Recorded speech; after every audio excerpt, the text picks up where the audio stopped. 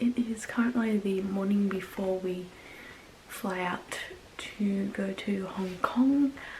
So we're catching the train down from Newcastle down to Sydney Airport and then staying the night at Ridges Airport. And this is the current packing situation.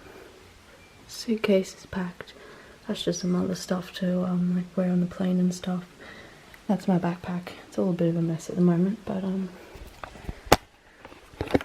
see you either on the train or at the hotel right across from the airport or at the airport itself. So it's very exciting. Hopefully all the protests have sort of settled down. We're going on a cruise, Holland America Line, so that's very, very exciting.